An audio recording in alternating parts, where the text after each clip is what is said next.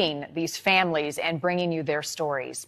And we begin tonight with Daniel Robinson, a 24-year-old geologist living and working in Buckeye, Arizona.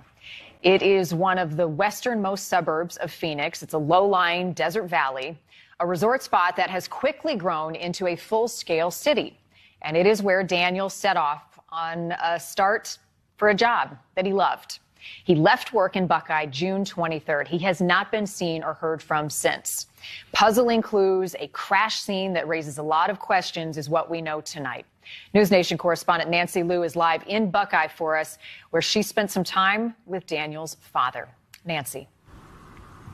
Marnie, it has been over 3 months since Daniel Robinson went missing. This is the area in Buckeye where his vehicle was found. This is remote. The terrain is extremely treacherous, and his family now wonders whether Daniel was really in that vehicle when it crashed here. I have faith, and I really believe I'll have my son back alive. David Robinson is on the biggest mission of his life. After serving 2 tours in the deserts of Afghanistan, the Army vet has no plans to leave the deserts of Arizona until he finds his 24-year-old son, Daniel. Treat it like a mission. I keep saying it. I'm a professional soldier. I do my job and find my son. He's my son, I'm his father, and it's my job. The job has been filled with frustration. Daniel is a geologist who works for a company analyzing sediments in the area for a well. He was last seen leaving the worksite in Buckeye on the morning of June 23rd. A month later, a rancher found Robinson's Jeep crashed in a ravine. His keys, wallet, and phone were in the SUV, but there was no sign of him. And I think the first thing he would have done if he was in that vehicle is at least carry his phone with him. I couldn't imagine someone 24 years old won't be attached to his phone. I'm leaning more towards, I don't think Daniel was in that vehicle. The private investigator working with the Robinson family suspects foul play is involved. He says there are too many unanswered questions raised by data recovered from the vehicle. The vehicle had 11 additional miles on it from the time the airbags deployed. It had 46 additional ignition cycles on it after the airbags deployed. Jeff McGrath also notes red paint transfer on the right side of the Jeep. The vehicle was tipped over on the passenger side, so there's no red paint in this area. So how that got there, that's why I'm saying that vehicle did not crash here. That vehicle was, its last place of rest was here, but something was going on with that vehicle. The Buckeye Police Department refused an interview request, but provided its report in which coworkers said Daniel made odd comments about needing rest before he left the job site that morning. His father describes Daniel as always friendly and well-adjusted since his birth without a right hand. He don't wear prosthetics, you know he was born without a hand, and he don't wear prosthetics. His mom tried to get him to wear it. No, Mom, I want to, be who I am. And that's just Daniel. He was living his dream. He became interested in geology when his first year in college, his freshman year. He took a class, and that just set it off, Just like the Gabby Petito case, internet sleuths are also at work on this one. Just seeing the way the car was, the Jeep was, and the evidence, to me, it actually does support foul play. Brian Watts hosts a mystery and adventure show on YouTube. A recent episode featured Daniel's disappearance. After I then got lots of comments from people in and around that area that said, yeah, there's crime, carjackings that happen all the time, and it's bad. It's something that they're aware of. The search for Daniel forges on, and this man on a mission will remain in Arizona until there are answers. I don't know what to think anymore. Just gonna keep watching and keep on searching.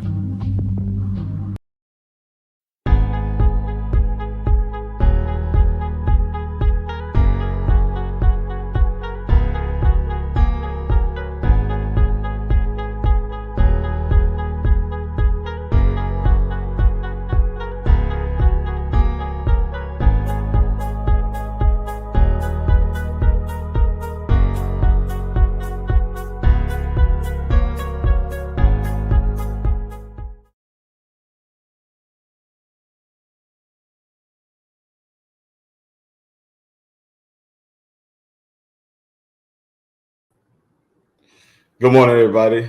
This is David Robinson. Wanted to start this Q&A this morning. Bear with me. This is my first few times here now trying to get this thing going, with the introduction and things like that. But thank you, first of all, for coming in and to join. So I just want to play one more clip so I can get things ready. This is a CNN clip I played yesterday, so you guys can, again, get familiarized with some of the things. When I come back from this clip, I will answer some questions. I'll go into the Q&A immediately to answer some of your questions about my son's case. So if you have any questions, I can look at those and try my best to give you answers. I also want to provide some little updates that you guys can have a little understanding of what I've found so far. For instance, where maybe my son's state of mind to some other areas of things that we're working on and where we're at in terms of this investigation and our future plans on the search. So I'm going to go to one more clip here again. Some of the ones if you hear yesterday, you've seen these same clips. We'll put one more on, and then I'll be on to the Q&A. Thank you. A lot of people go missing in this country. Some of them don't go reported. Many of them are never solved. We have a lot of attention and momentum right now because of the Gabby Petito case. Let's see if we can use it to help with another case. Of the nearly 90,000 active missing person cases, did you know that 45% are minorities? A percentage that's likely much higher because of how the FBI groups Hispanics and whites together. The majority of the missing are men. And even though black men make up just 6% of the U.S. population, they make up nearly a third of all male missing person cases. Among them is 24-year-old Daniel Robinson. And this is a very, very odd mystery. He's a geologist, and he was working in Arizona on June 23rd. And he's out in the desert, and he leaves his job site. And that's it. They can't find him. A month later, his Jeep was found in a ravine about 4 miles from where he was last seen. In the Jeep, clothes, cell phone, wallet, keys, all recovered. Because all the personal effects were there, now we have to ask some questions about the clothes. Authorities say they don't think there was foul play. Well, then where is he? Daniel was nowhere to be found. His father, David, has been in Arizona for the last 3 months searching for his son. David Robinson II joins us now. I'm sorry to meet you under these circumstances, but I'm happy to give you the chance to talk to the audience about it. First, do you believe that the authorities have done the right job in trying to find your son? First, thank you, Chris, for bringing me on. I appreciate your time. No, I don't think they did enough. The first 24 hours to me is the first 24 to 48 hours, the first crucial moments. And those moments wasn't fulfilled. It seems like all of the key discoveries were made by you, a private investigator, and friends who wanted to look. Is it true that your group, let's say, have found the remains of 5 or maybe 6 people in your search for your son, but none of them were him? Yes. Well, we had 7 searches, 7 weeks of searches. I created a search full of volunteers who worked vigorously out in the desert. We covered a lot of ground around the last places, the last spot that my son was seen, which is the well site. Then when the vehicle showed up, we also covered those areas. And in those searches, yes, we recovered what appeared to be human remains. We documented them, take pictures, and turned all of those over to the Buckeye Police Department, including a skull that was found. A skull was found near his car, but that is not your son, correct? That is correct. So then you get the black box from the Jeep that he was driving. And it turns out, tell me if I have it wrong, that there was some kind of collision, but that after the collision, the car was driven another 11 miles, and that there were other signs of collisions, and that once the car was in the ravine, somebody attempted to restart it almost 40 times. Is that all accurate? That is correct. So what do you That is believe happened to your son? Sir, that is hard to say. I've been going over this thing over my mind. I talked to his mother, I talked to his siblings, family. We all are confused to what happened to my son. But one thing I do know, my son loved his family. He would not go anywhere without telling us. He would not have a desire to be away from his family. He would not go out into the desert. He would not try to join a monastery, which is being told by the Buckeye Police Department. And my son mysteriously disappeared. That's all we do know. No enemies, no ongoing mental illness. He wasn't suffering from anything, anything that might cause that kind of duress? Nothing. My son is an outgoing guy. He is optimistic. He had dreams. He have dreams of things he wanted to do in the future. He loved to travel. Matter of fact, he had plans for his family to come visit him in July. I had plans to be here to see his vehicle for the first time. He's proud of that Jeep.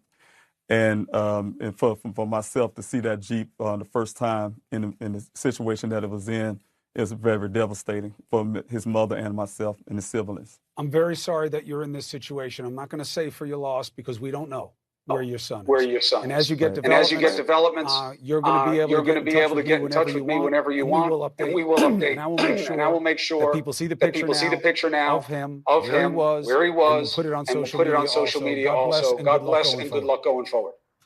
Yes, sir. Yes, sir. Thank you. If you've seen this man, let us know. Thank you for watching that clip. Like I said, this is David Robinson. For those who just joining for the first time, those who are not familiar with my son's case, I'm David Robinson, the father of geologist Daniel Robinson. My son went missing out there in the city of Buckeye. He works for a company called Matrix New World out of Phoenix, Arizona.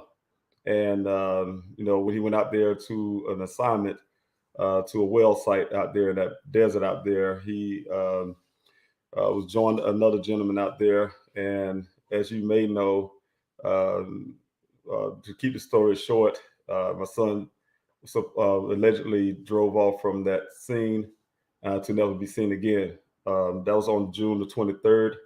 His vehicle showed up a little over 3 miles away out there in the remote area of that desert. And that was on July the 19th, almost a month later. So you can imagine turmoil that me and my family are going through, having those no answers to what happened to my son, what caused him to be away from that well site, and also to just simply disappear.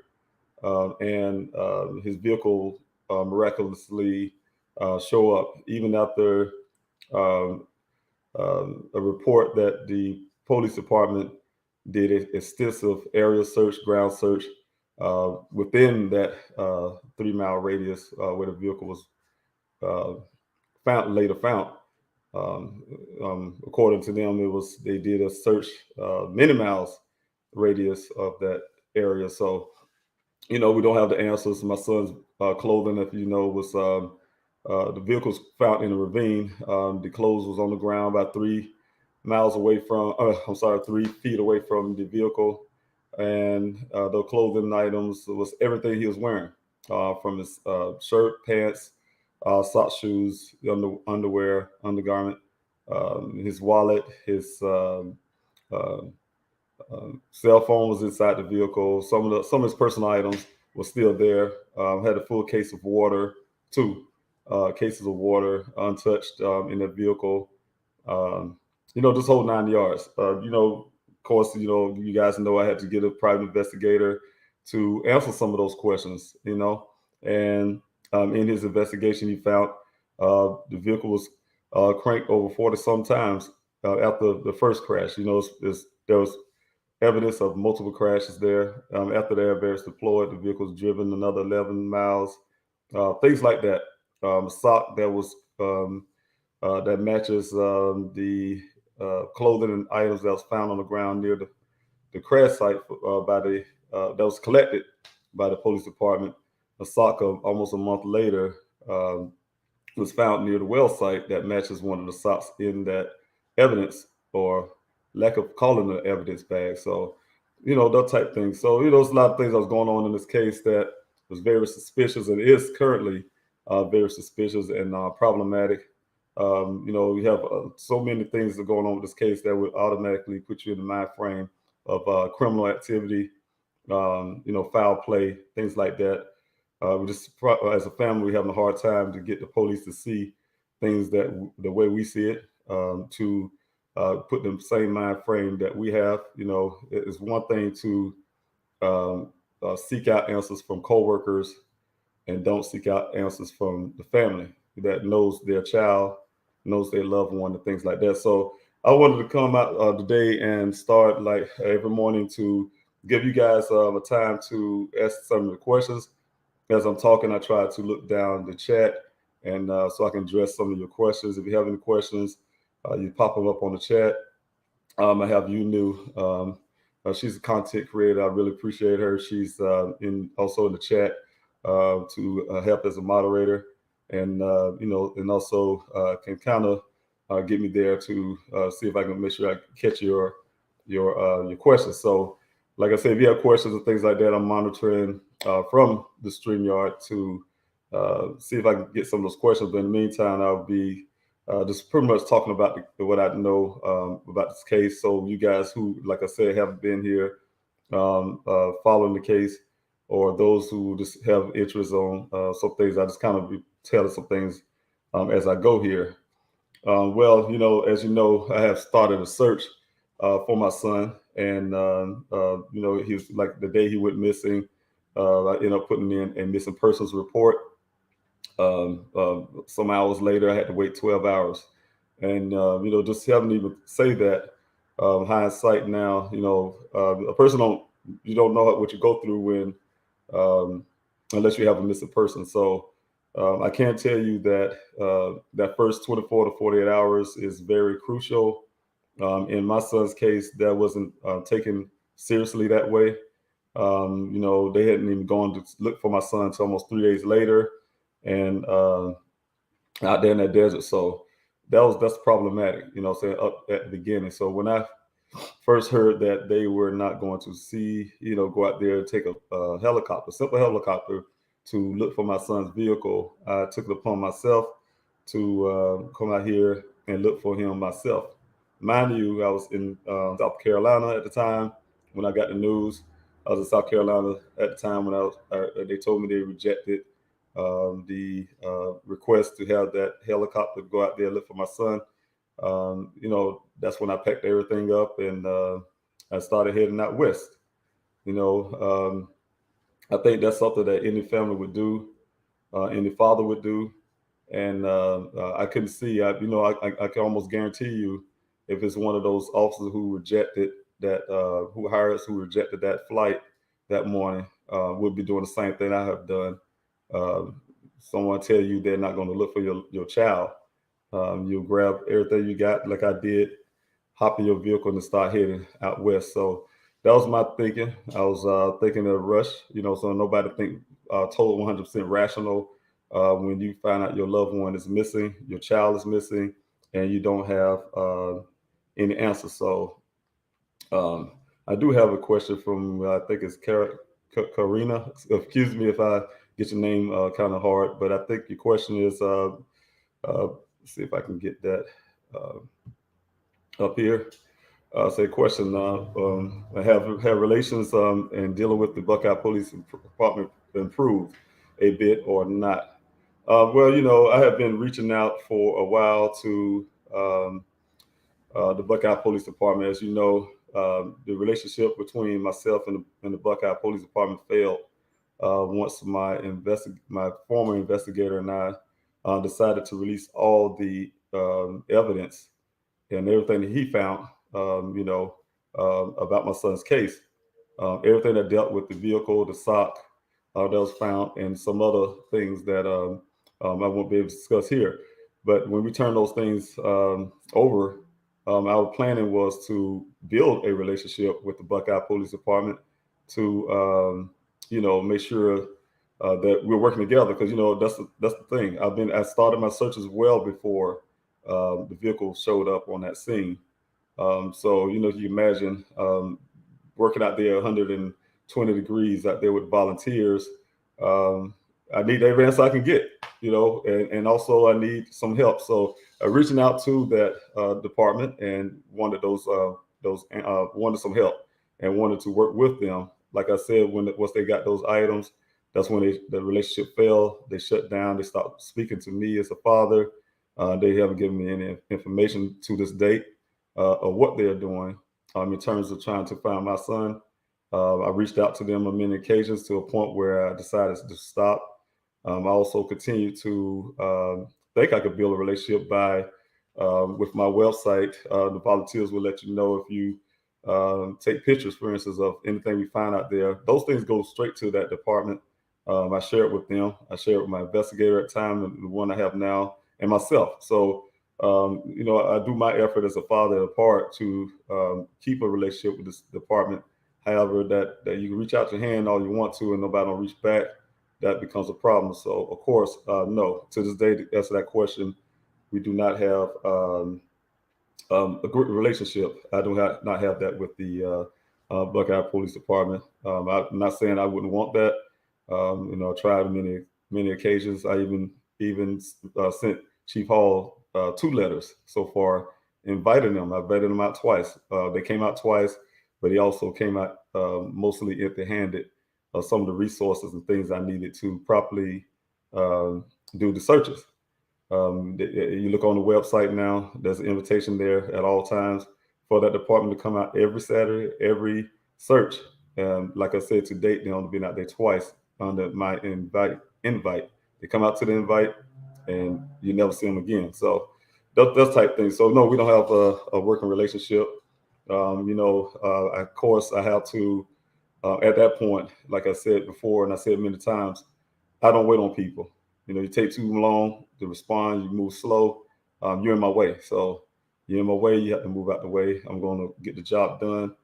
Hey, if the guys have a whole full department and can't get the job done, there's one man here, we'll get the job done for them. And this is my son's life at stake, his integrity, his justice, and everything else is at stake. And I'm going to be here until I can get those things done.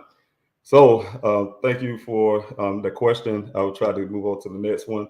But yes, I'm glad that you asked that question, and that really helped me out on that. So I have one more question here, another one that's coming from Amber. The question is, when is the next big search, and what is your plans for that search? Well, as you know, this search this Saturday coming has been canceled. I canceled it for a couple of reasons. One of the reasons, major reasons, is funding. As like I said just a while ago, I feel like the department's not doing their job. The vehicle showed up, for instance, on July the 19th. They told me almost 24 hours later that the vehicle's found. On that day, they told me the next day, on July the 20th, they brought me out there to see my son's vehicle for the first time behind that police department compound. And they immediately told me I need to take that vehicle out of there, transfer it over to me, threatened me to, if I didn't remove it out of their facility, they was going to have it towed, and I had to pay towing fees. Of course, I talked them into holding for a few days, demanded a forensics work done on that vehicle, which they did some fingerprinting, I was told. I still don't have an answer to that to date. But I just wanted to tell you that because, that I had to start the, searches. I had to keep my searches going. But the question, is when is the big search? And so the big funding part comes from everything I had to do for myself. That terms, when I was mentioning that just now, they hadn't done the full forensics on that vehicle at the scene. None of that stuff been processed properly. My son's clothes hadn't been processed. His electronics hadn't been processed, hadn't been any type of forensic work. They ain't so far as go into finding out why the phone itself, the cell phone was stripped of every information they could get out of there. His memory card was missing. They didn't do any kind of investigation to ask why. You know, that's not suspicious to them. I don't know what to call suspicious. They refusing to move this case to a different level. So, you know, like I said, the department, I don't care, the police, whoever they are, they're in my way, they're just in my way. So I have to do things myself. So I asking people to donate. That's the reason why I have this campaign going on, to do forensics work, do all the work that the department haven't done. And that's what I'm doing now currently, trying to get the funding up for the forensics that need to be done on all of those items, from the clothes to the vehicle to the electronics, his personal computer, all that type deal, to find out what really happened with my son, what was going on those days. And those things are important. So the search was based on that, you know, saying all the funding that you guys, I mean, I'm just really grateful for that you have given to this day. It's a large amount, but we utilize every bit of it for the searches and everything else that I have to do, whether it's now the billboards to around Phoenix area, to passing out flyers, to you know, the equipment that we need out there in the desert. So all of that costly. And my logistics coordinator, search coordinator, myself, Evan Short, you know, we decided to find ways to minimize that cost now, so we can, I can have that the funds and things to get this forensics work done. It's very important. As you know, I'm doing my own personal investigation also in the background. You know, my days are filled with doing all kinds of things, and you know, I'm getting close to answers. I have answers now, a lot of answers, and to tie those answers in, I have to have those forensic works done. So that's the reason why I canceled the search this week here, to also help myself regroup and find out what we need to do next in terms of how we can streamline the search. We asking people who is professionals out there. We're not professionals. This is definitely a grassroots operation, and we're asking anybody who have any knowledge. I reached out to John Wash. I reached out to several other organizations just to get information. Hey, you guys can come out and help me better my searches, streamline it, you know, can save money on it, and, you know, be more effective. So, you know, those type things. So we're working on that. That's to change a strategy, give us time to do that. And so next week, I may also have to cancel search. I'm just waiting to see. Like I said, again, that'll be based on some of those same situations. So I'll just keep on watching the website, and you will have those answers there. So I think I have another question here. Again, I will try to get this one if it's not the same one. Okay, no, that's the same one. So I would keep looking for your questions, but I'll tell you, thank you for being here. Those who just joining on, my name is David Robinson. I'm the father of geologist Daniel Robinson, who went missing out there in Buckeye, Arizona on June the 23rd. I was starting this Q&A to try to get things going for everybody who have questions. Okay, let me see if I have another one here from Beck. Let's see here. Yes, let's see. Okay, do you feel the co-worker's report was either false or not taken, interpreted correctly, making the police assume he left safely? I really don't know. I can't really answer that question for the officers who took those reports. I don't know their motives or their mindset or at the time when they was taking it. So I really don't have an answer to that one. I do know that, you know, the reports of coworkers, I get it. You know, you had to ask questions to try to understand what happened at work. But, you know, my son worked in the field. He's rarely ever going to the office. You know, say he's a field geologist. He comes from he get on his computer. He gets like I'm on his computer now. He gets his assignments, and he don't even have to even see. I mean, my son don't even go to that office probably in a month's time. So when coworkers say, "Oh, he was acting strange and odd," I just try to understand when he was acting strange. Did they talk to him over the computer or the phone? things like that. So I was told by that company. I had several meetings with them. Of course, you already know when I hit this ground, I was hitting up everybody, even his job. I did my own investigation, like I tell you from the beginning.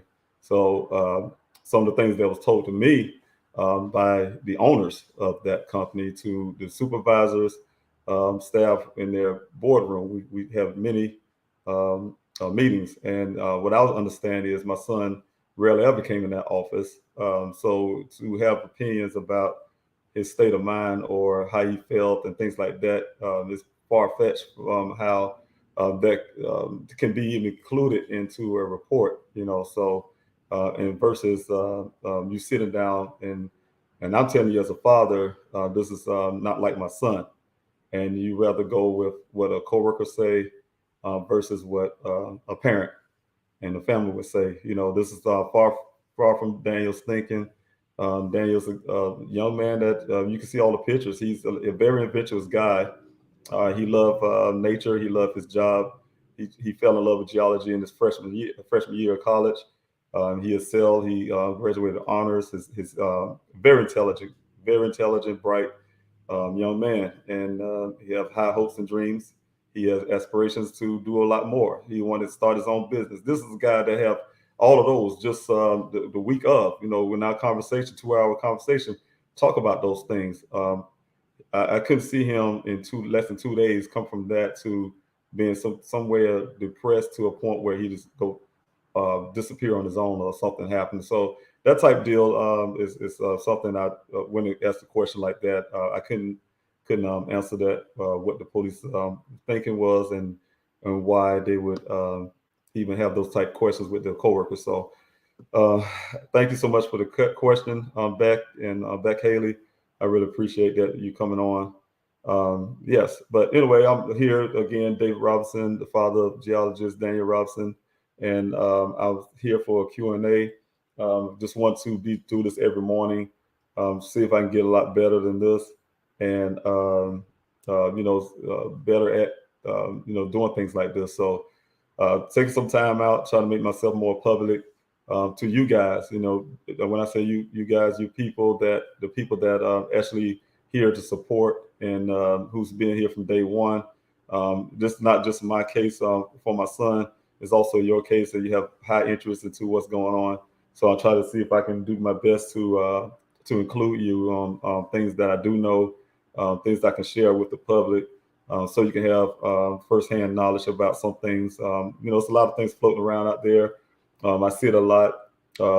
Things from my son are not even real. This is a whole conspiracy theory to I'm working for the government. All kind of things I hear out there. So you have to ignore those type stuff out there and come to the source. So to be able to do that, I decided to do what I'm doing now, and hopefully this will help.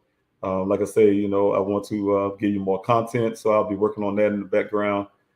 Give you a little more pictures and things of my son. Just little things like that to help you out on your journey to help me find out what happened to my son. So I'm really grateful that you all are out here and that you are out here supporting me. So I thank you, Amber. You said that you're gonna keep on, sharing my son's story, and that's the key. Saying people come out and share.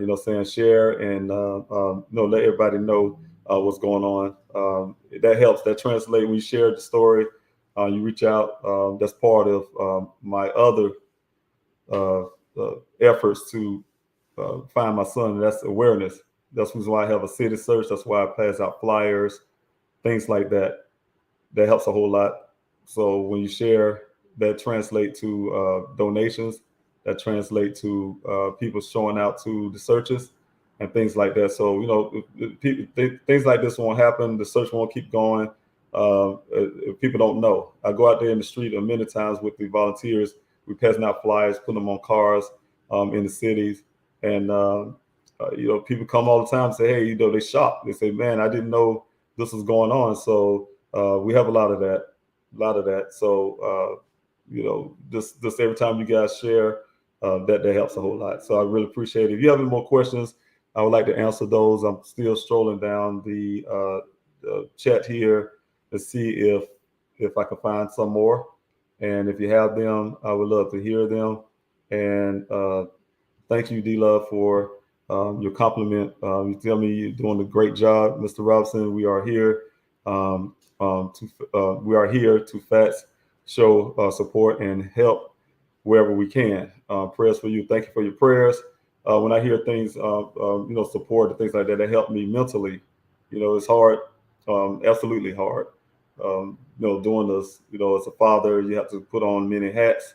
You have to keep your composure here, keep your mind steady, and at the same time, search for your son and be logical and keep your head sharp and investigate, ask questions. One thing I'll tell the families who have a loved one that's missing, don't just rely on a department full of people who can make mistakes, who could have a bad day, who could miss something. You have to stay on them, stay on top of them, so that you have to be actively involved with the case, with the police department, whoever is in charge of finding your loved one. If you leave it up to them, you may not get the answer that you're looking for. So you have to stay on top of them. I like to think of it as you're the CEO of this operation. That department works for you. They're a tax-paid organization, and you need to ask questions. You're the supervisor, and your workers make sure they're doing their job and make sure they're utilizing the resources that you pay them. You pay for. You pay for our tax money, pay for everything that the police department have, including their paycheck, the papers, to ink pens. That comes from taxpayers' money.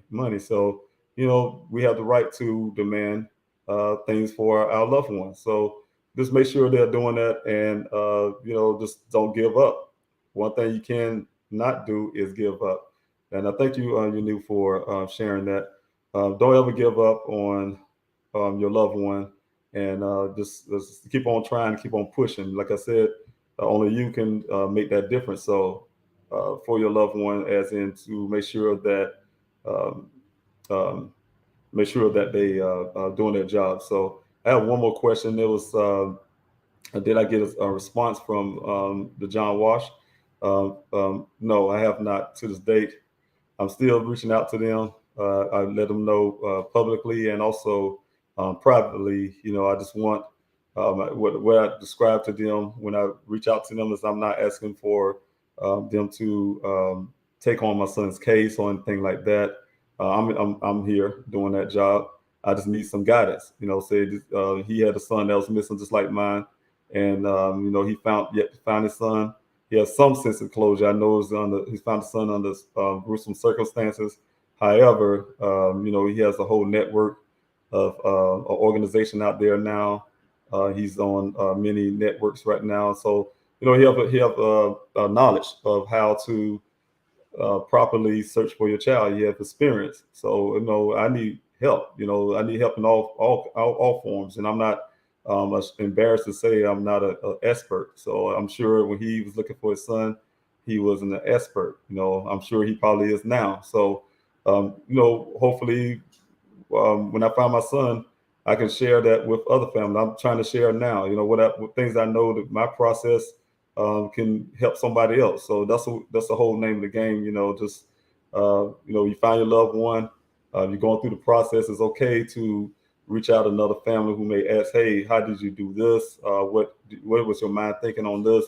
Yeah, I don't mind. That's what I'm supposed to do. This thing's bigger than just my son and my family going through this pain, trying to find them. So there's many families out there that need help also. So, why not share what you know with another family? So that's my goal, is to be able to do that. And also, like I say, I reach out to these organizations, to people like John Wash, to help me do this thing a lot better. So thank you, Jitterbug. Thank you, Yanu. Thank you, D-Love. Thank you all for being here. Elaine, thank you for being here. I really appreciate you, and I appreciate your time.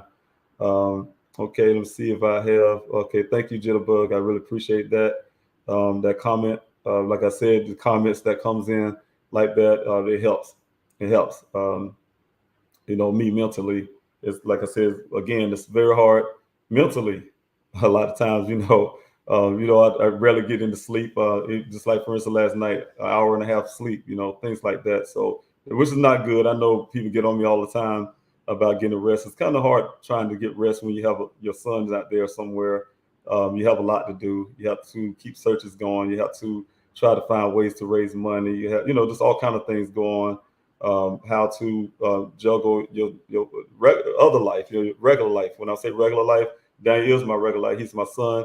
However, you have to juggle other things with the family and other things with your personal life. So, there's a lot of things goes on in the background. So, all that runs together. And, so I need things like that when I read comments, people praying for me, praying for the family, your support, things like that. It translates to all of that. Just keep everything going. So I'm really grateful. And let's see if I have a question right here. All right. I think I can get this one. All right. The question, it says, has Chris McDonough from the interview room been able to help a bit? Yes. I have done interviews with him on his channel, and that helps. That's a big help. When I understand he has a big following, that translates to me as awareness. And again, awareness is key. Nobody can help if they don't know. So when you guys share, he share, and use your platform. I reach out to you guys that don't know. Just trying to get local media coverage. When I first came out here, it took a lot of reaching out, just reaching out to everybody. And when you reach out to some people, some of that stuff stick.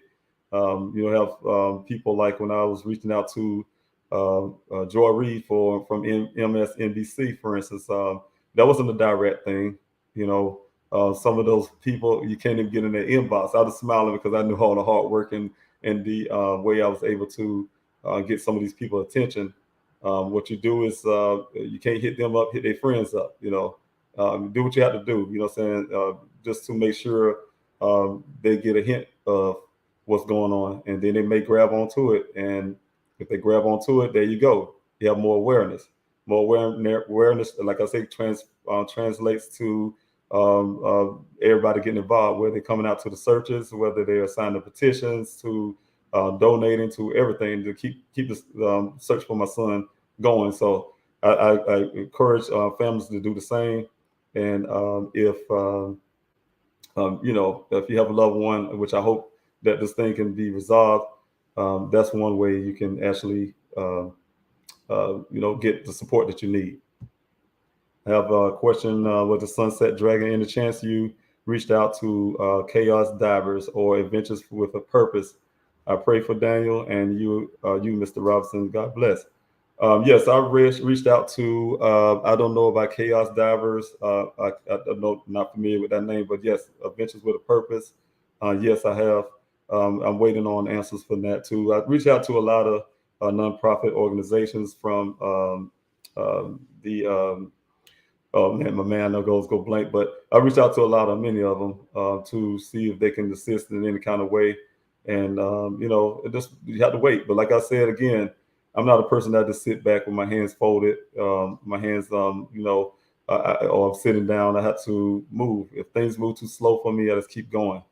They just have to catch up, and if they catch up, that helps me out. It helps me out a whole lot. So, I really, really grateful for those who did come out and assist in ways they have. They have some organizations that I reached out to who wasn't able to help, but they also gave me a referral. So referrals are good too. I enjoy those. So it's always a good thing. Apologize, I had to get my coffee. But I want to answer another question. I do have, let me see here. I thought I saw another question down. All right. Again, my name is David Robinson. I'm the father of Geologist Daniel Robinson, for those who just joining in. And I'm doing a Q&A for my son's case. My son Daniel Robinson went missing. Geologist Daniel Robinson went missing on June 23rd from his work site in Buckeye, Arizona's desert. He's working at a well site, doing this assignment, doing his job. Very responsible young man who, in turn, I was told that he drove off from that work site to never be seen to this date. It's going on 8 months since my son's disappearance. As you may know or may not know, his vehicle was recovered on a few miles away, roughly 3 miles away from that well site that he was last seen in the remote area that there's in the ravine. On the scene of that where the vehicle was found was my son's clothing 3 feet away from the vehicle. I mean, down to everything he was wearing. And to this date, we don't have answers. So definitely looking for answers. And I'm here as a father. I've been here since June the 26th in search of my son. I have since started searches, organized searches for my son before the vehicle showed up. We was out there every during the weekdays, and also the organizers on the weekend. So out there searching in that desert, in that heat. That time of the year is very hot. The vehicle showed up. I expanded my searches to include that work site area and the area where the vehicle was recovered. The search is based on science, how far a person can walk under those conditions that we had to go by theory. He had no clothes. We don't know if he had changed of clothes or not to this date, but we're going to go by what we know. There was no evidence of changes in clothes.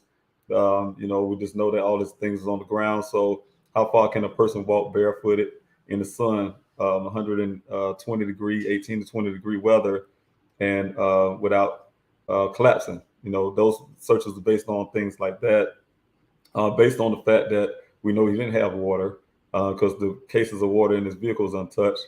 So, those things like that. So we had to go by some things that we do know, and the searches are based on that. And as you do know, we have, since I started my searches, brought some closure to other families. Other families out there today have some sense of closure.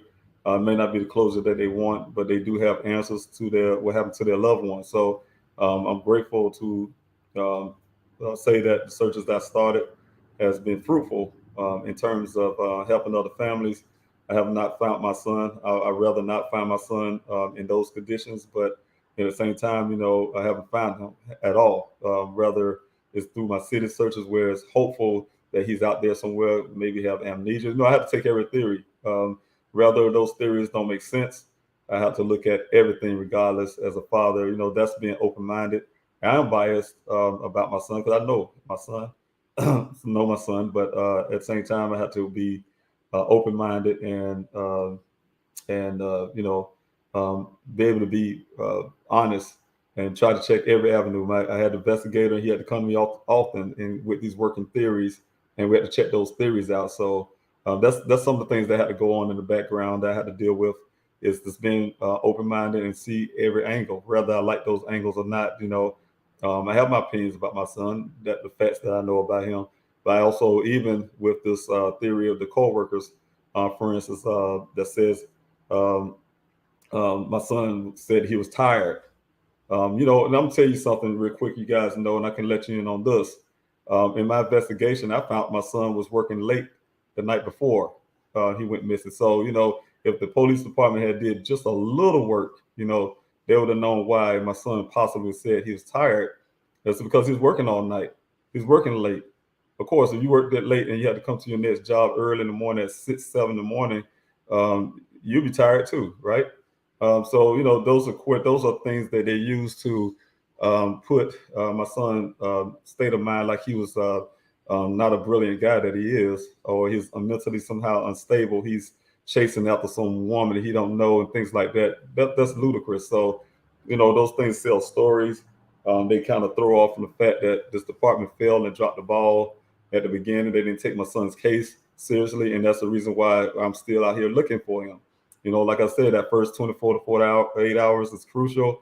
When you drop the ball at the beginning, you make time go by. It makes it harder to find those answers to what happened. So I blame that. I blame them for that, for their lack of action at the beginning that got me to this point today. So you guys need to know that. Those are some of the feelings. I try to make sure I don't go too far into how I feel, but I definitely, definitely. I'm out here trying. I'm trying as a father, so I'm just really trying to do my best. Okay, I thank you, Karina, for your comment. You say you are a trailblazer. Is that the right expression? Yes, I can take that expression. Yeah, David. One day you should dictate a handbook for families of the missing. I do not mind doing that. Just like I said, this thing is bigger than. Give me a second. I have to plug this computer up. I did this before. The computer cut off on me, and I didn't realize it was plugged. But I don't mind doing things like that. Hopefully, God can use me to be able to be more effective for other families, and to be able to do things like that. There need to be some sort of handbook or some sort of direction for families. I didn't have that. It's, like I said, it's grassroots. We learn as we go. So yes, it's important for me to take the notes that I have and translate that over to possibly some type of handbook for families who have missing loved ones and what they should do, what probably is successful or not successful. I don't know if it's going to be successful for me or not, bringing my son, but at least it's a start. You got to try to help people somehow, some way. So, that helps, and the person can do it a lot better. At least they can know where to start. They can start somewhere, that can be a help for them to start.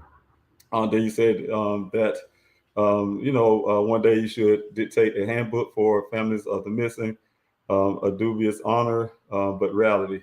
And that's the reality of the whole fact. So thank you, Karina, for that comment. So let me see here. I have another one here from D Love. The question is, has there been any video footage of Daniel at all that day? And that's the questions. That's one of the biggest questions as a family we always have. Of course, the first thing you ask when you talk to a police department who's in charge of finding out what happened to your loved one. Of course, I'm not going to say I didn't come out here and didn't depend on the police department. I was angry, and I was like, hey, these guys are not going to do nothing for my son. I'm going to have to come out there and do it myself. But that didn't stop me from going to them and asking them to do something, and relying on them to do their job. So that was the questions that was asked at the beginning. My daughter and myself would go up there to that department, have meetings with the detectives in their interrogation room, and when they was out there, want to see my son's bank statement, and had me on the phone with USAA Bank, because I'm my son's sponsor, and trying to get information about some transaction and things like that. I was able to ask those kind of questions. So those questions were what things like, hey, we need some, you guys found out his travel from his house to his job. Do you guys see cameras on the corners on the, that type of stuff? We know that if you guys look on every intersection, you see cameras out there. A lot of them have cameras out there to catch you running a light and things like that. So, the camera's there. According to this department, no footage. We couldn't get them to have no footage of my son's vehicle, leaving his house to his job site to out there in that desert. Matter of fact, they said they have no footage of my son, almost like he never drove in his car, except a month prior. And when he went to go see his sister in California. Oh yeah, we had his plate. That's a vehicle that the picture they used to put on their website. Oh, the only thing we have for your son was camera footage of him driving to California. And how was that? A month prior. And so from that month prior, I guess my son haven't driven his car. He hasn't been driving around to gas stations to anywhere. But somehow he miraculously, according to them, made it to this well site, and where he disappeared. So no, we have not getting any kind of footage to this day. Only footage I have, video footage closely, but it's still video. That it's nothing in motion. Emotion that I have is from that Waffle House. That's the only thing, and that wasn't that was given to me more in a picture form, not a video form. So So I don't have those things. I have no pictures, no photos. Videos of my son, video footage at all. From that department, um, even from satellite or whatever. Don't have anything going on. So to answer that question, no, I don't have any to this day of footage like that. So working on it, working on some things, but I don't have it right now. So thank you so much for that question, D-Love, and I'll see if I can find something here. But again, I'm David Robinson, the father of geologist Daniel Robinson. For those who don't know, who just coming along and joining us on this Q&A. I decided to do a Q&A for those who's following my son's case that want some answers, questions they may have. Like I said, this is a family event. Everybody who donate, everybody who show interest and really have my son's best interest at heart. Those who come out to the searches, those who, just encouraging words. Some people live in other countries that reach out to me. All of us is family. This is a family event, and I really, call it the Robinson neighborhood. You all are part of the Robinson neighborhood. We all, you're my extended family, and I'm really grateful to have you all out here and supporting me in all types of ways. Whether it's signing a petition, whether it's donating, whether it's coming out to the searches, passing out flyers, going on the computer, spreading awareness, sharing his story, just everything. So everything helps. Everything's important.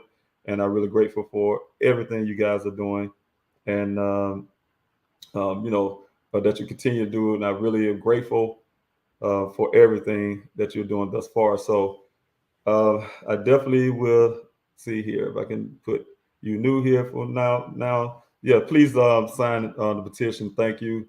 You can find on the website, pleasehelpfinddaniel.com. You can find the petition there.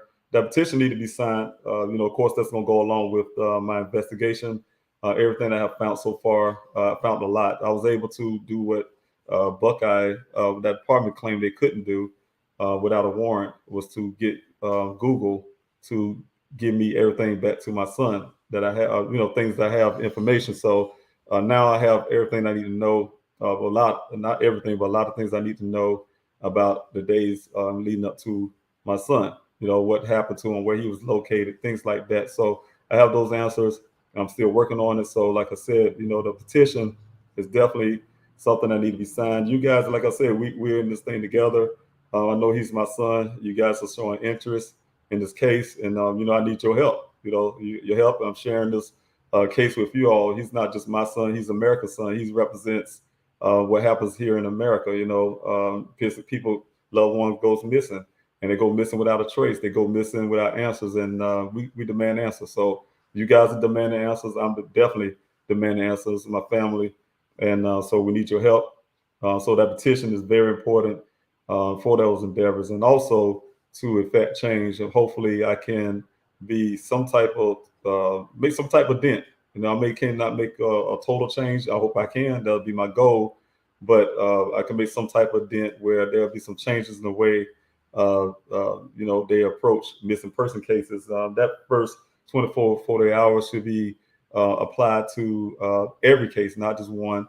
When a family member says that they have a suspicion about their loved one missing, that should be taken seriously. You should work your way backwards. Law enforcement should work their way backwards. They should assume that something criminal happened. They should assume that and go out and use resources to find this person.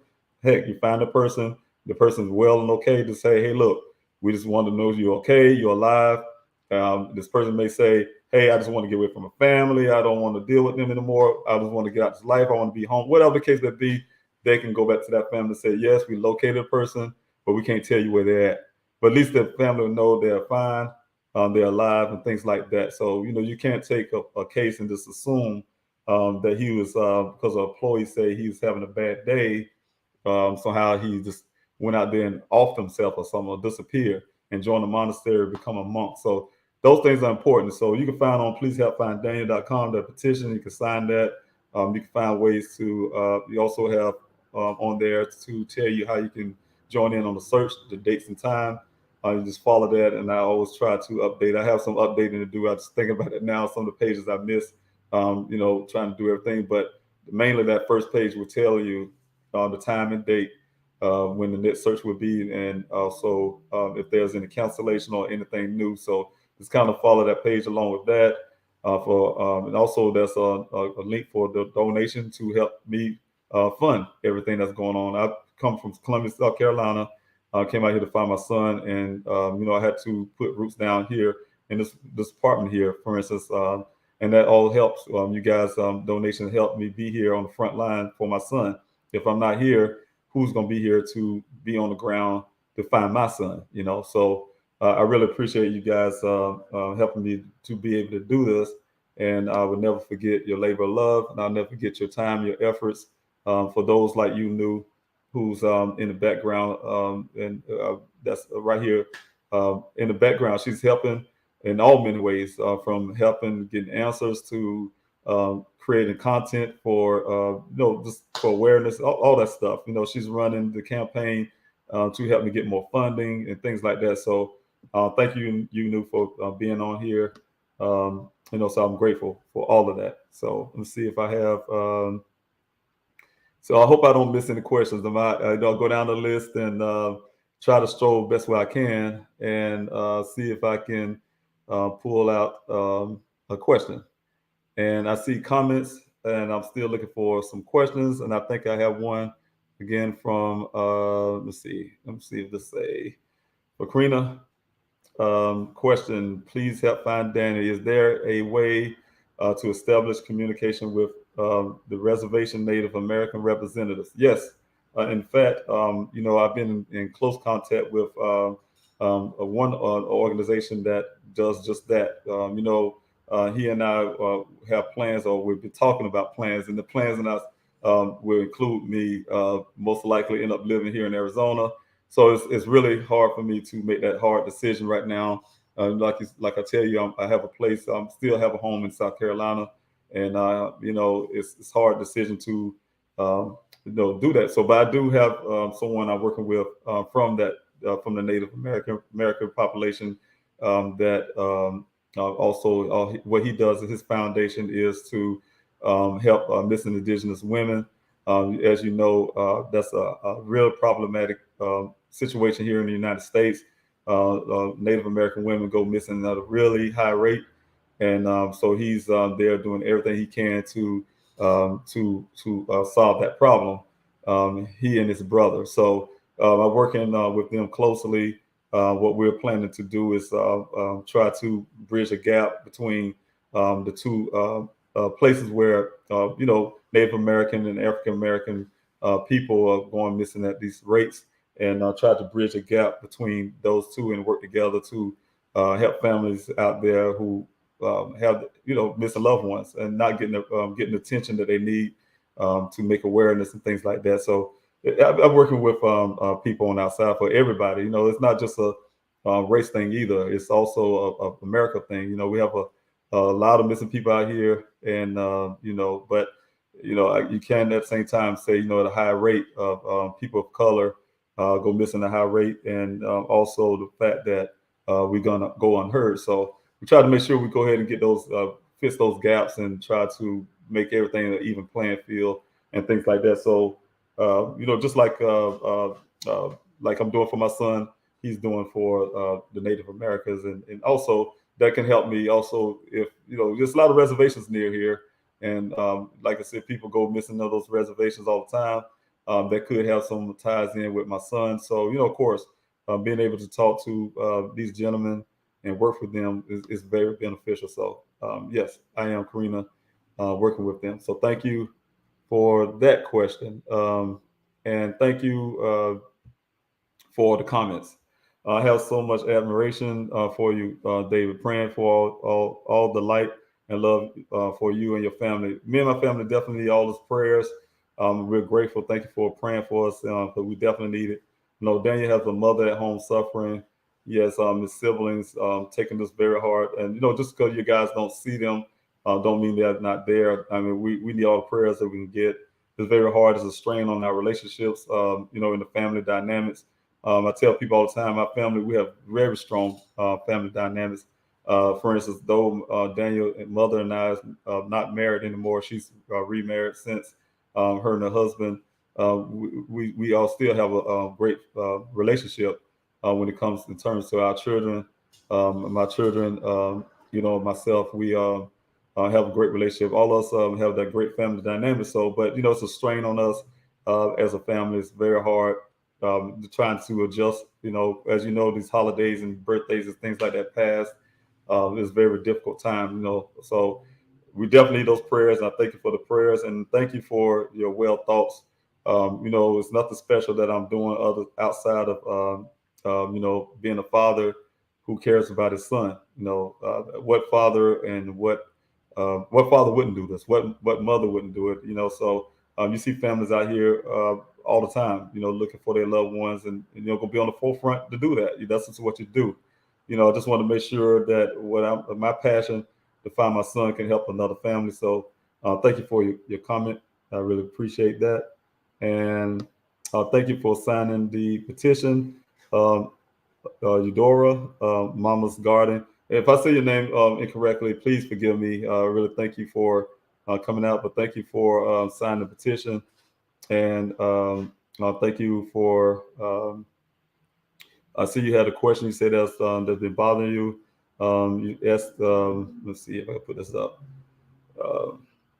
You say you signed on late. Okay, you signed on late. Okay. See, you signed on late, which is fine. So you can catch the replay. I really appreciate you coming out, catching it right now. I appreciate you being here right now to support what I'm doing. Like I say, I'm gonna be here every morning that I can to at least give you guys an hour to an hour and a half of Q&A, give you some answers, talk about some things. So thank you for even coming on.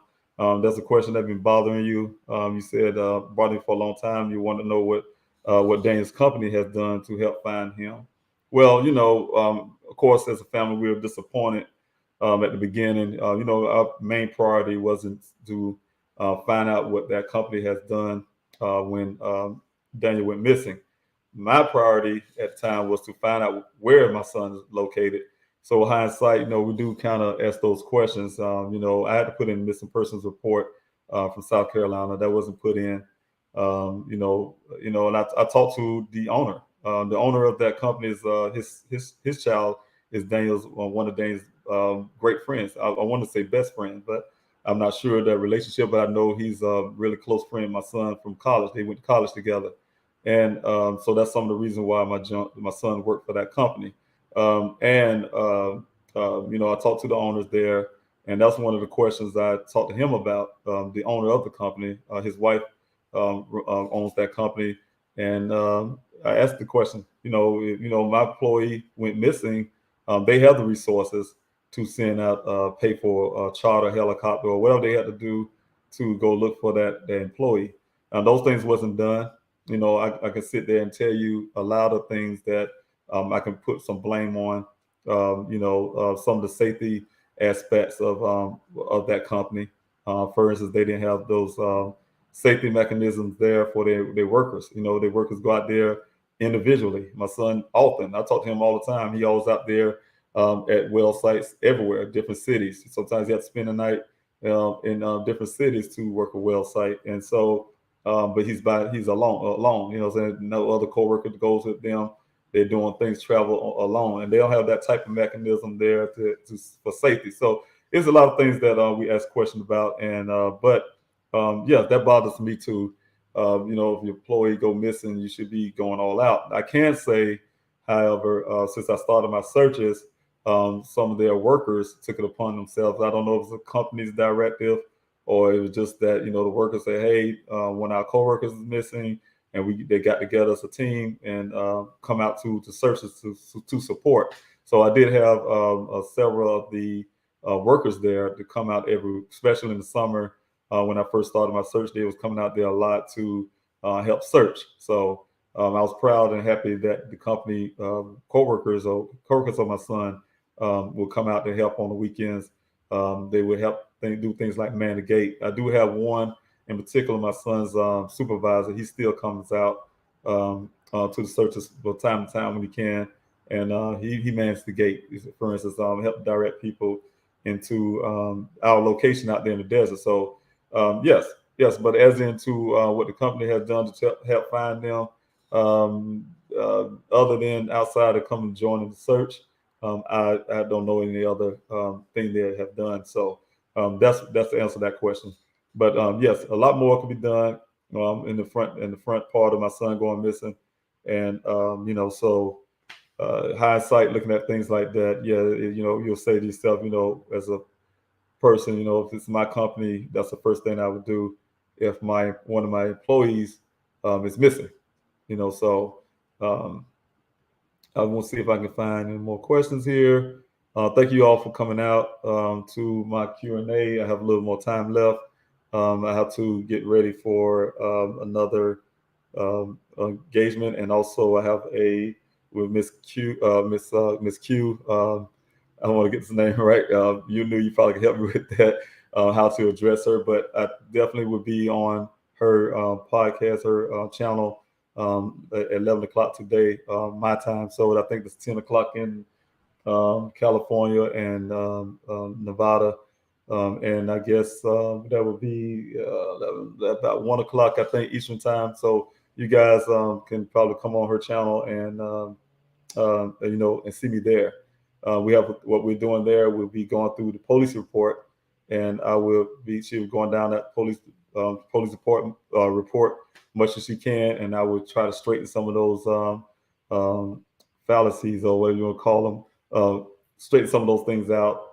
What I know, the truth that I know, versus what was written in that report. So we're gonna kind of go through those things and try to help people better understand where I'm coming from a family's perspective, what really took place and things like that, and try to get those answers also about the police report. So people, if you want to have a question about the police report, I advise you to come along and follow us on that. So thank you for coming out right now. I'm trying to see if I can see any more questions. Okay, I think I have one. I'm see D Love again. Let's see if I can put this up. Let's see if I can read it. Mr. Robinson, thank you for explaining Daniel's interaction with his job. I was just curious, did he have to do a call to check in the AM and assignment completion? And that's one of the things that my auntie in Philly was asking that company. And like I said, we talk to them all the time. I have the meetings with them. And what I found is that there was no real protocol there. My aunt, she was really uptight with them, and they wanted to make sure, I'm sure they put that in place now, to have those type protocols where employee go out there, especially they go out there alone in that desert out there, and to have some kind of system where they have checks and balances, where they reach a certain location, they check in when they go, different things like that. So those things wasn't one of their, as far as I know, what I was told wasn't part of their planning. My son didn't have to do things like that. They just go get assignment and they go out there. They'll check and see once they complete the job. Yes, they call those things in. My son's job is to come in that location and drop his samples off. What I was told at the meetings, he'd come in, for instance, he had these samples. They have a table in the office. He can come in there and drop off. Sometimes he collect those samples for a while. He have them in his vehicle. I have samples in the vehicle now currently from those wells. So you go in and he dropped those things off to them. So that's the only thing I know about him actually going into the actual job site, Nature's New World right here in Phoenix. Like I say, he's a field geologist. He's barely at the office. He does everything remotely from his home. He got a work computer to his personal computer. Matter of fact, before my son went missing, he had just purchased a computer. He built the computer himself. He called me. That was part of our conversation the days before, the 3 days, two days before, prior him going missing. He built the computer. He was building the computer. He was asking me questions. According to my major, he come to his dad to ask questions about computer systems. I was going to school myself to be a computer engineer. So we talk about things like that. He took that computer, built it himself. He's really proud of it. And there's things like that. If you're proud of something, you're just building something. Why would you go decided to just leave life a few days after that. So, it's a question like that the department should have been asking the family. Hey, my son just built a computer days prior, proud of it. He built it because he wanted to be able to use that computer versus using his work computer, laptop. It would have been easier for him. So those are the things that was helpful when it comes to that. Can you give me a moment? I had to make sure this computer is plugged up. I think it's about to die on me. So give me a second. Okay. I apologize for that. I made those errors every time I did before, doing something similar to this, and then the computer went dead on me, and I wonder why. That's because it was plugged up, but I didn't have the outlet turned on. So thank you for bearing in with me on that. I do see more questions, I believe, coming in. I'm scrolling down. If I miss your questions, I apologize. I'm really going down it slowly. Probably should have brought you knew on as a guest, so the questions could be seen. Because sometimes I go down here and I may miss something with the stroll. So try to read the questions while I'm talking, and that sometimes causes me to miss something. So I do want to say thank you all for coming out to the Q&A. I have like 15 minutes left, and I'm trying to get as much questions as I can in. Of course, for those who just joining in, I have been here since June 26th. June 26th last year, searching for my son. My son, Daniel Cornelius Robinson, geologist Daniel Cornelius Robinson, went missing on June 23rd last year. And from his work site, he was out there doing his job. The story is that he drove off from his work site and further out in the desert to never be seen again. It's almost like he just vanished. They did supposedly done a search out there, a thorough search, and that turned up with no answers, no clues to what happened to my son.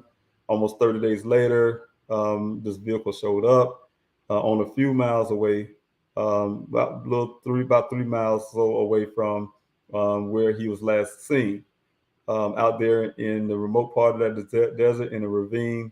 And in that ravine, with the vehicle was his clothing on the ground 3 feet away, everything he was wearing, his personal effects, all in the vehicle, in his pants pockets and everything. Pants were turned inside out. Just things like that.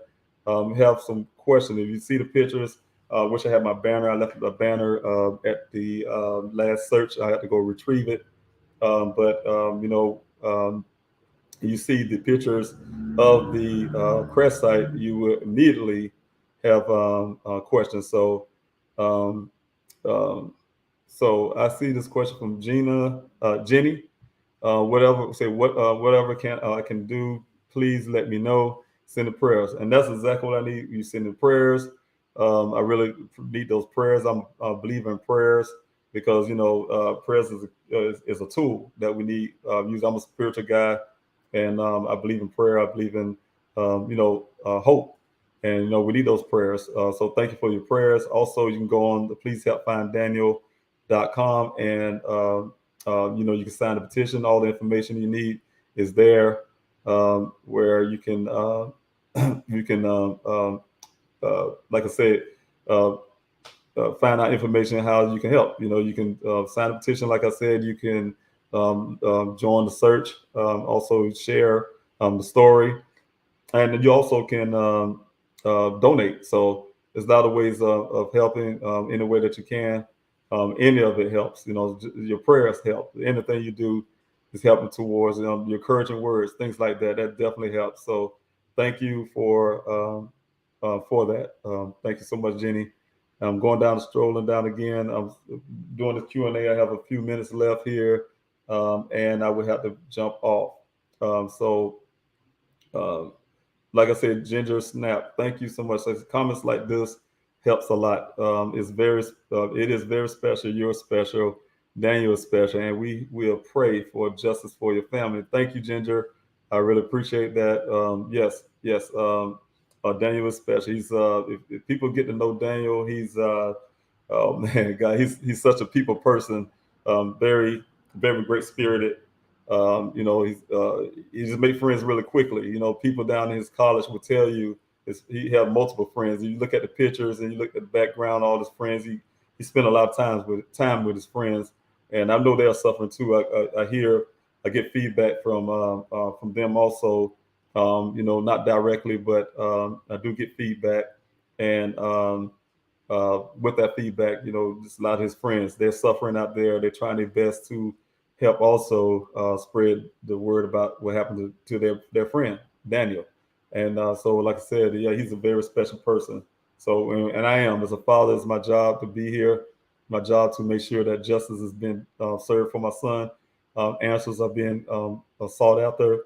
Answers have been answered. So, I mean, questions have been answered. So, it's my job as a father to make sure all of this happens. So, I'm on the ground, boots on the ground, I like to say, and out here searching for my son. So, thank you for your comment.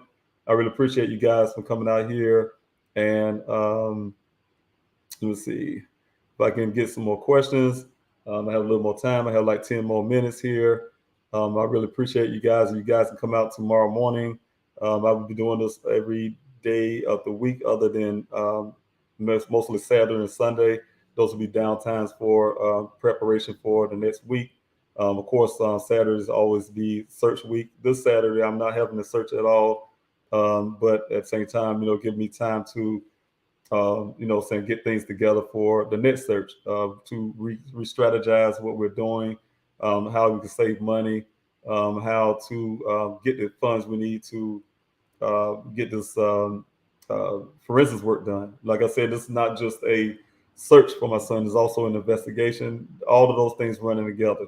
Search, investigation, you know, so I'm out there on the ground working hard with the volunteers. We're working very hard out there, searching for my son. I have some people out there today go out there in the desert. I don't encourage outside the organized search efforts to go out there in the desert, but you know, people are dedicated. I have to go out there sometimes on the weekdays to do things, get drone footage or whatever I have to do. But people go out there doing their part. So. You know, just be careful out there. It's not something part of what I do. I do have an organized search every Saturday for those, you know, make it easy for people to come join. And, you know, we try to stay safe as we can. We are family. We go out there. So, you know, different things like that. On the ground, working hard. And look for my son is an ongoing effort. I haven't stopped since I've been here since June 26th, utilizing all the resources I can to properly and try to use it the best of my ability. I'm not a professional, but I try to use it to the best of my ability, being careful with your money and my search and also my ability to stay here. So I'm really grateful for you guys helping out and also keeping my searches going. My searches, like I say, consists of more than just the desert search, the city search, passing out flyers and things like that, but also is an investigation, trying to get this equipment, to his clothes, to everything, you know, the vehicle processed. You know, the things need to be processed for DNA, processed for to see if there was a criminal act done on my son, done in this case. So I can't get the law enforcement to do it. So sometimes you have to do things yourself. This is my son, and you know, like I said, I don't wait on people to do anything. You say you're not going to do it, you fold your hands, you come up with excuses. That's no, you know what? I'll just go around. You're just in my way. You need to move out the way, and if you can't come in and help me, then just stay out the way. So you know, call somebody else in who's willing to help. So you know, they have the ability to do that. I've been trying forever to get this department to move. They lack a resource. They feel like they are restricted by whatever. I even had some nonprofit organization come in to that just need a referral for them to come help me with drones, you know, specialized drones. I couldn't even get this department to do that. So, so they don't want to go reach out for help or something they can't do, then they're just in my way. So I had to find other ways to get around them to find my son, to find out what happened to my son. So, you know, that's what I'm doing. And you guys are here as my backbone to make sure I'm able to do that. So I'm grateful for you. For everything that you're doing. So I'm trying to find another question before I have to get out of here. Like I said, thank you again, you knew. Also, I doubled that. I seen a comment that says thanks to her.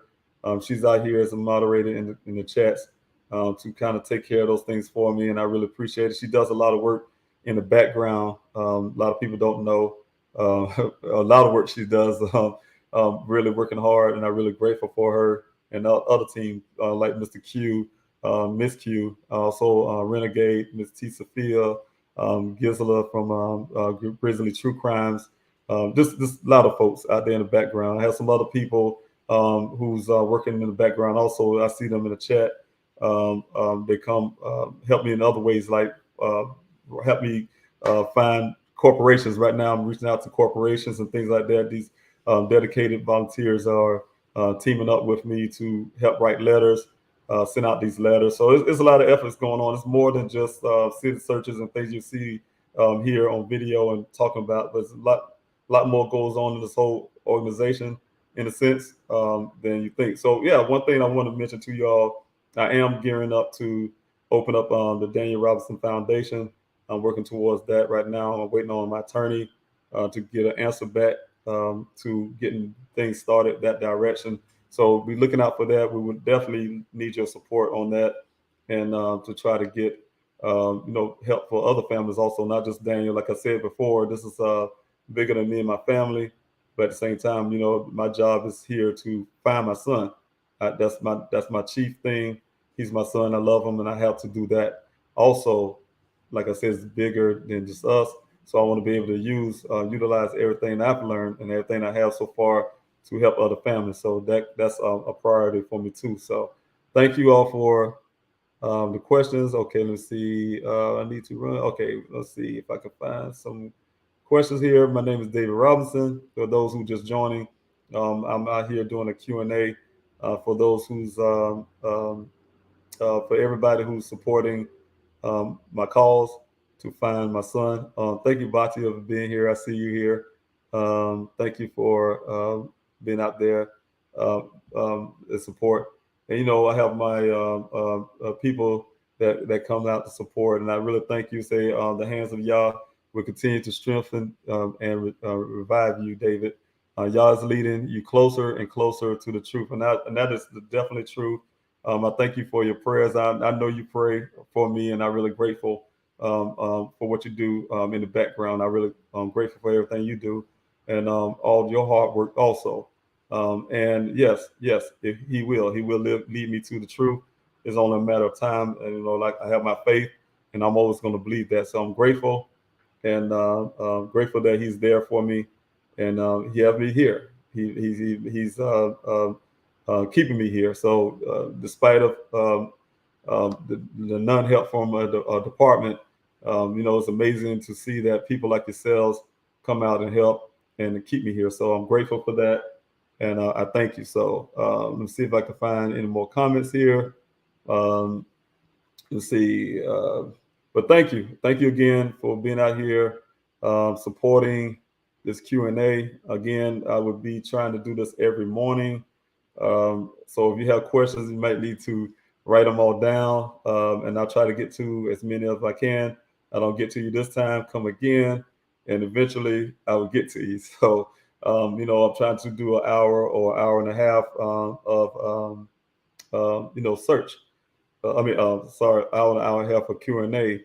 And so, you guys, like I said, this is my first time doing anything on YouTube and StreamYard and things like that. So bear with me. I hope I get a little better at this. I'm trying. It's a trial and error. I'm trying to incorporate this into my day. My day gets really busy. That's why you see me keep looking at the clock. I was on some type of time schedule. I even people, Batia, you all know. I even sometimes have to put people on schedules just to have a conversation. So I get really extremely busy. It's it's not nothing. They know it's not anything personal. It just sometimes I get really busy. So I look at the time. I am running out of time. I have 2 minutes left. I'm trying to squeeze in some questions.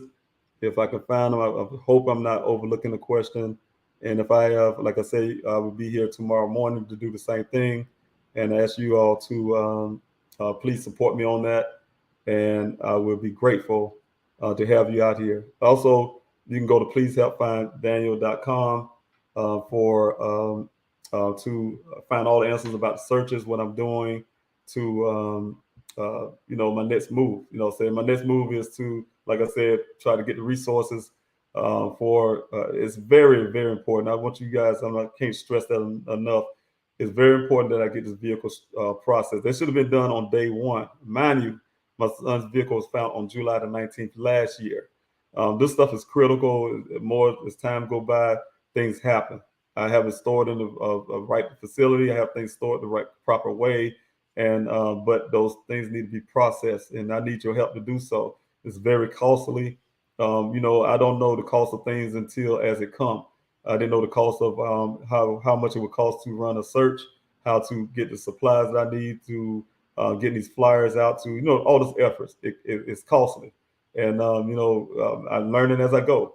You say, hey, I want this goal here, and you reach that goal. And then, you find out, like I had to do recently, to raise that goal, because it's constantly a flowing thing. I promise you, I'm trying to do everything I can to find my son. And that's what everything is going towards. So finding Daniel, that's what I'm here.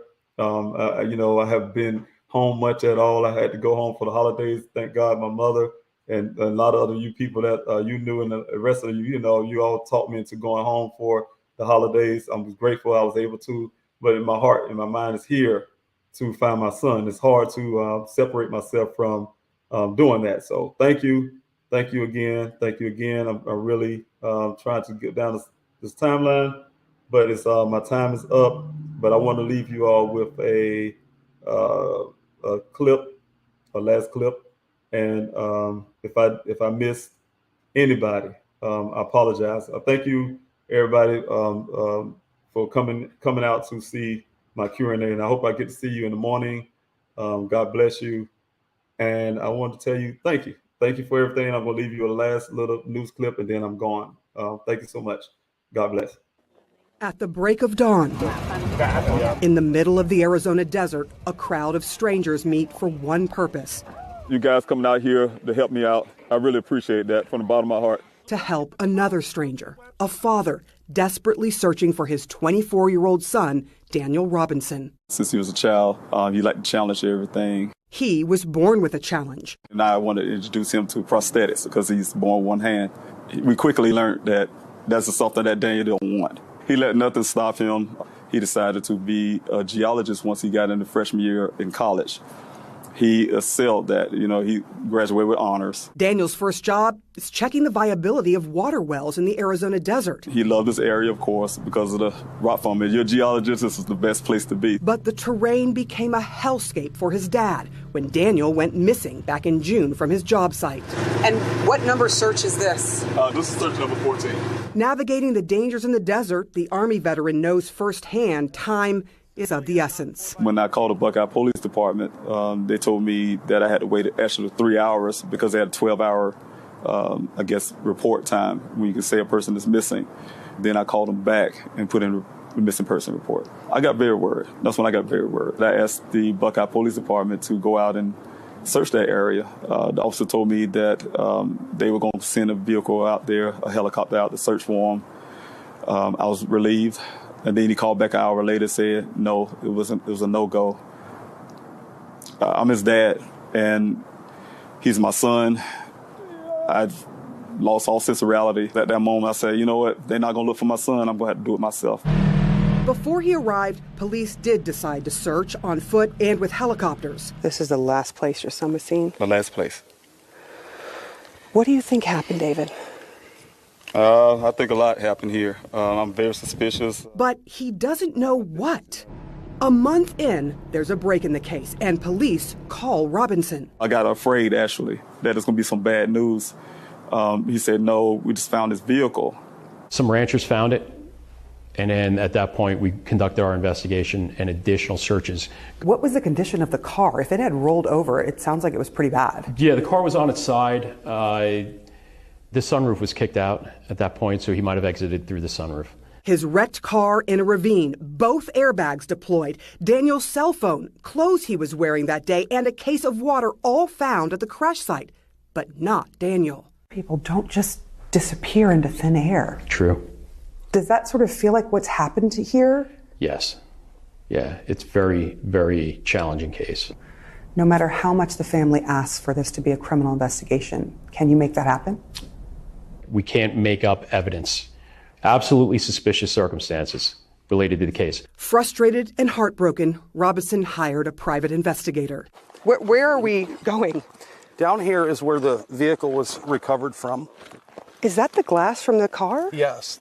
When you looked at this accident, what are the discrepancies that you noticed right away? I believe it was in more than one collision. What does the data from the black box of the car tell you? That there was 11 additional miles on the vehicle since the airbags came out. What does that tell you? That tells me it was crashed somewhere else. Does that sound suspicious? What explains that? Well, we had the national expert that came in and provided us his findings, and then they ended up speaking to an expert at Jeep, and the expert says, yes, sometimes that happens, and it's not unusual. But the data also shows someone tried to start the car 46 times after the crash. That's something we can't explain. It begs the question, again, the family is saying it's criminal. It's got to be reason danger. Do something. Right. No, I agree. But we need information. We need evidence. He's got a lot of theories. His words, I think, were, I don't think they cared. What do you say to that? Couldn't be furthest from the truth. Losing hope, Robinson began pleading for media coverage. It literally took 3 months. While Robinson searched for his son, the country became riveted by media coverage of another missing persons case, the case of Gabby Petito. In my situation, people think I love our children less or something, or they're less important. In 2020, more than 543,000 missing persons records were filed. More than 480,000 were cleared. And 40% of the missing are people of color. There are a lot of Gabby Petitos and Natalie Holloways in the Black and Brown community. That's why former police officer Derrica Wilson co-founded Black and Missing Inc. and says too often their cases go untold. Eventually, local stations did stories and citizens began helping search. Did you know Daniel? No, I just wanted to help. You're just helping out a stranger on a Saturday. Yeah. Why? You know what? I can't imagine what that man's going through. As the search for Daniel goes into its 5th month, another family is in the midst of a terrible mystery for a 5th year. The family of Nikki and Ariana Fitz. Ariana is very energetic, very happy. 2-year-old Ariana went missing under the most suspicious of circumstances in the San Francisco Bay Area in 2016.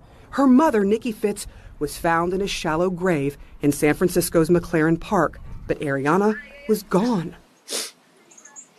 It breaks my heart that Ariana's not with her mom and Ariana's not with her family, but it also breaks my heart even more is that I know that Nikki wants nothing more than Ariana to be with us, to be home. Tessa Fitz says she is convinced her niece Ariana was taken by people close to Ariana's mother. San Francisco police searched for weeks. They had some leads, but no arrests. A digitally altered photo was made of what she may look like now. And she's 8 now. I don't want to see this in a picture. I want to see her face in person. Should Ariana Fitz be a household name like JonBenet Ramsey? Absolutely. Why is her case any different from Kaylee Anthony? I can tell you, the color of their skin is the only difference. For 5 desperate years, the family has continued searching using flyers, social media, and Black and Missing Inc. Do you think it has anything to do with color? I try not to put myself in the mindset of the race issue with her media coverage. All I want is for there to be the media coverage for her. I think she deserves that. The Fitz and the Robinsons want only one thing, with hugging their missing children once again. Do you think that Ariana is still alive? I do believe that Ariana is still alive, and it would mean everything to me to know where she is and to find her. I wait for that day every single day. I believe that day will come. How long will you search? Till I find my son. I have to. I mean, he's my responsibility. Sarah Seidner, CNN, Buckeye, Arizona. Thank you again for coming out. Hope I see you tomorrow. God bless you. I love you. Thank you so much.